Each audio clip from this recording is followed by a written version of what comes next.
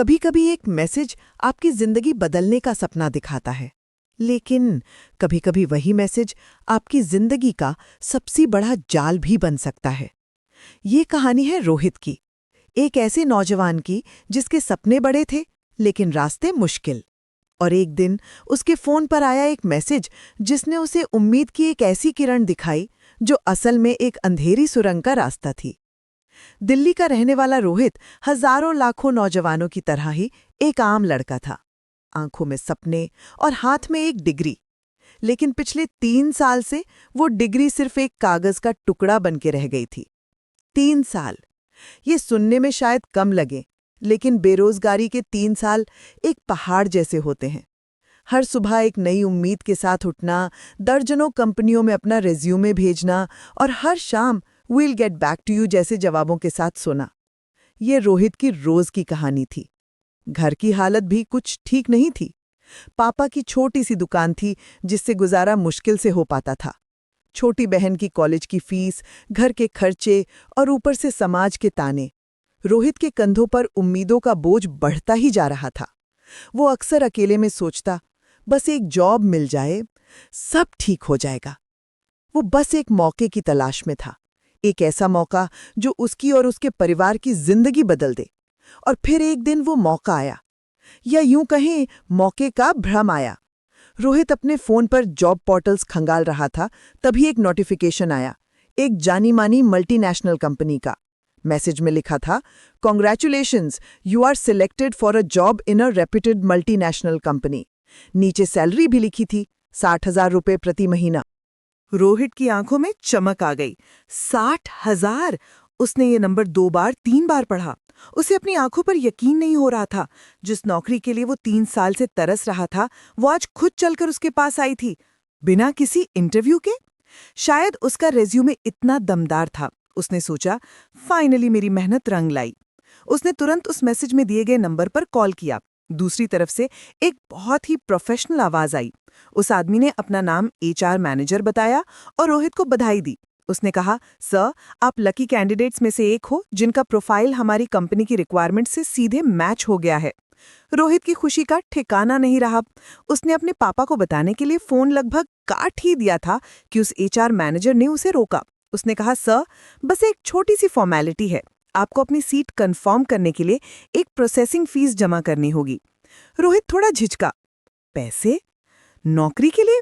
लेकिन फिर उस आवाज ने उसे समझाया कि ये बस एक स्टैंडर्ड प्रोसीजर है और ये अमाउंट पूरी तरह से रिफंडेबल है।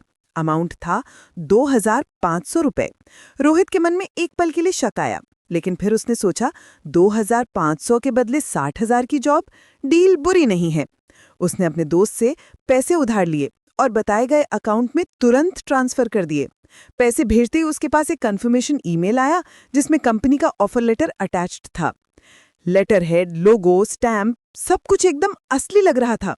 रोहित का शक पूरी तरह से दूर हो गया। उसने दौड़कर ये खबर अपने पापा को दी। "पापा, मेरी जॉब लग गई।" उसके पापा की आंखों में आंसू आ गए। उन्होंने रोहित को गले से लगा लिया और कहा, "मुझे पता था, तू एक दिन जरूर कामयाब होगा।" घर में मिठाई बंटी, पड़ोसियों को बताया गया। उस दिन रोहित के घर में त्योहार जैसा माहौल था। उसकी माँ ने भगवान का शुक्रिया अदा किया और उसकी बहन ने उससे अपनी पहली सैलरी से एक गिफ्ट मांगा। रोहित ने हंसकर वादा किया। वो खुद को दुनिया के सबसे ऊंचे आसमान पर महसूस कर रहा था। अगले दिन उसी HR मैनेजर का फिर से फोन आया।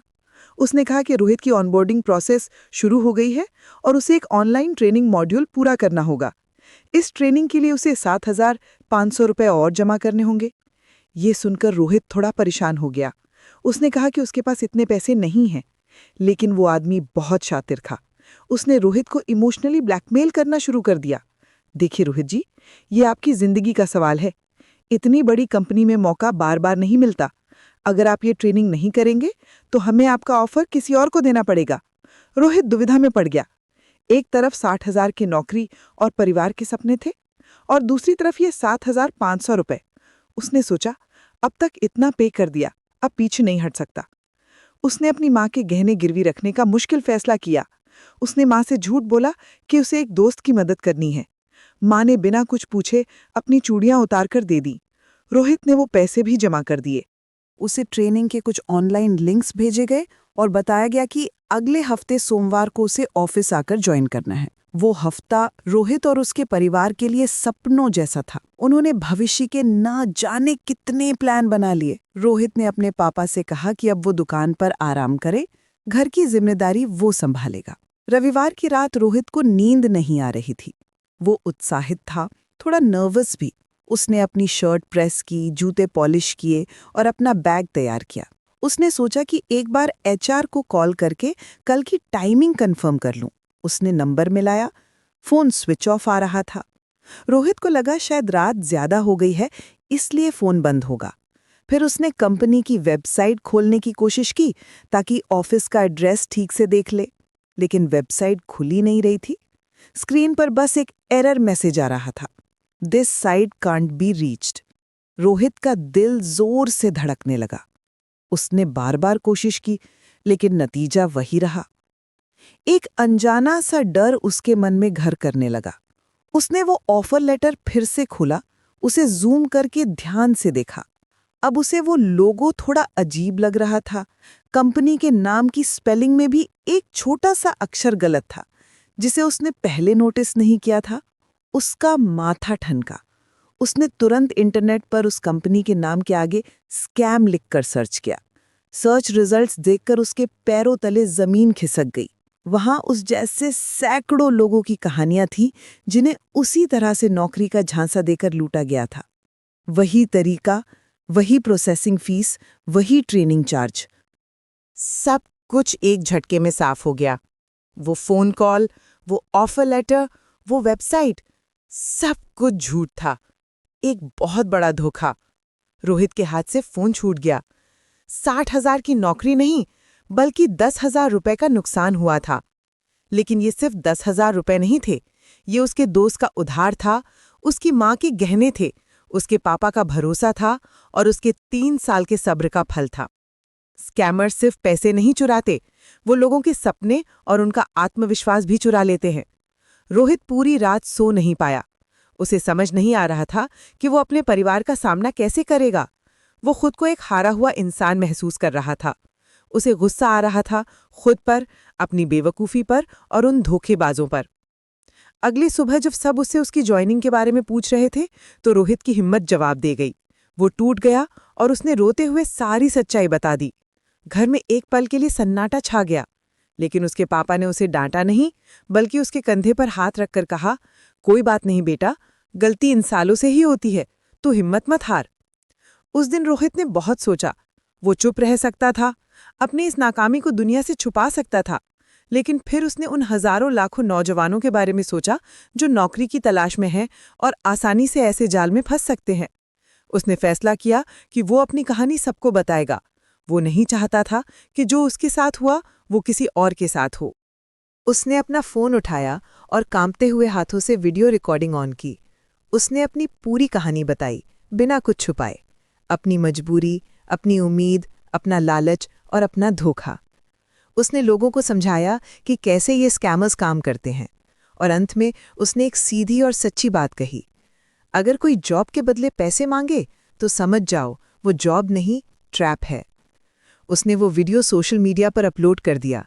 उसे उम्मीद नहीं थी कि कोई देखेगा, लेकिन उसकी ईमानदारी और उसकी सच्चाई लोगों के दिलों तक पहुंच गई। वीडियो वायरल हो गया। कुछ ही घंटों में उसे हजारों लोगों ने देख लिया। कमेंट्स की बाढ़ आ गई। लोग अपनी कहानियां शेयर कर रहे थे। कई लोगों ने लिखा, थैंक्स भाई, आज ही मेरे पास ऐसा ही एक कॉल आया था, आपकी वजह से हम बच गए। एक लड़की ने लिखा कि वो पैसे जमा करने ही वाली थी, तभी उसने रोहित का वीडियो देख लिया।